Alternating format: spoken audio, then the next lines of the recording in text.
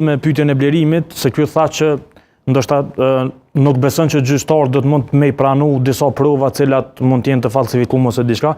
Unë besoj që shumë mirë kemi bërë që nuk kemi përzihshëm edhe është mirë me shmang këtë folklorizmin e kisha quajtur domethënë me parulla të ndryshmon, me ne që na do të më marr me problemin. Të raportu edhe të ndjek sa unë sa në baza ditore, unë ku arrit me identifiku probleme që i përfshin edhe gjyqtarët. Edhe për këtë kom tentu me majtë përgjegjës edhe kryetaren në gjykatës speciale.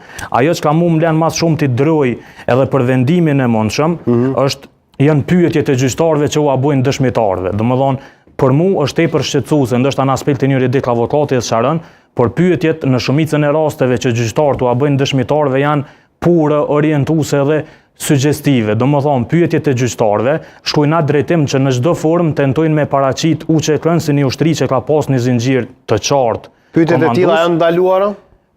Tash po i lexoj disa edhe mujna me i komentu. Domethënë, kur është intervistuar Hajru Shkurtaj, është ish pjesëtar i UÇK-s, gjyqtari zvicran e pyet: "Le të imagjinojmë për një çast sikur të jenë kryer krime."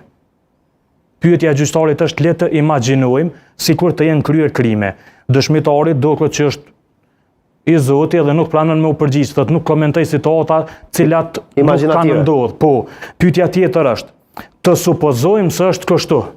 Domethënë, gjyqtari krijon situata vet, bën pyetje të cilat synojnë me çu dëshmitarin të një përgjigje e cila mbase atij mundet me interesu ose që për ne ka tendencë me paraqit shtopin e përgjithshëm si dikush që e ka pas në dorë me marrë vendime edhe nuk ka marrë vendime.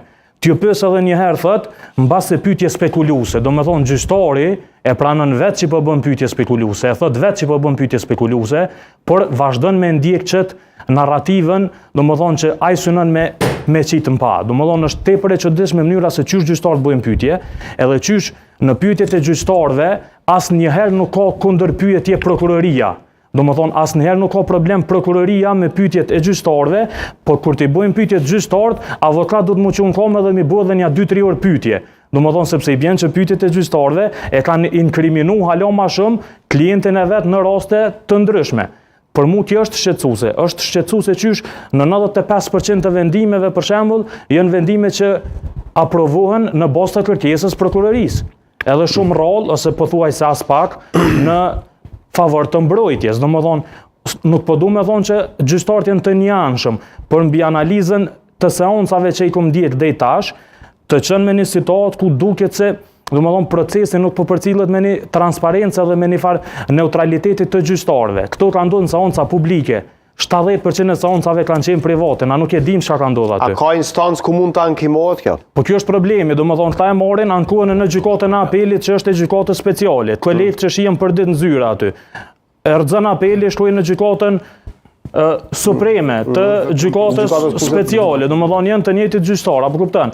Është një ankesë ose dy që janë bërë avokati i popullit edhe ky i gjykatës speciale, edhe që e ka rrëzuar ankesën. Domethënë, që to kur i problemet ky avokati i popullit i gjykatës speciale a kryen ndonjë punë aty ti? Unë kom bënë intervistë me të një kohë, domethënë ai thjesht ma bëni sqarim të ligjit, komplet aspektin e ligjit, e këta i kemë përgjigje, unë e pyet çfarë raste konkrete. Na kena pas ishte akuzuar që janë anku për ushqimin, për trajtimin, për krejt çto elemente, edhe që janë anku të avokati i popullit, edhe avokati i popullit na ka thonë është ankesa e pasafatshme.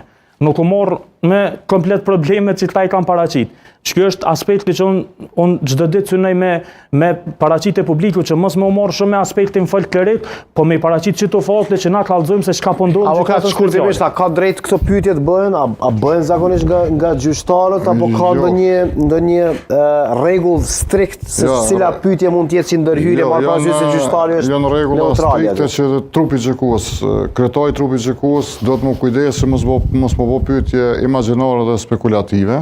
Madje nuk i lejon as palë tjera, as prokurorin, as mbrojtësin dhe as të akuzuarit dhe palë të dëmtuara.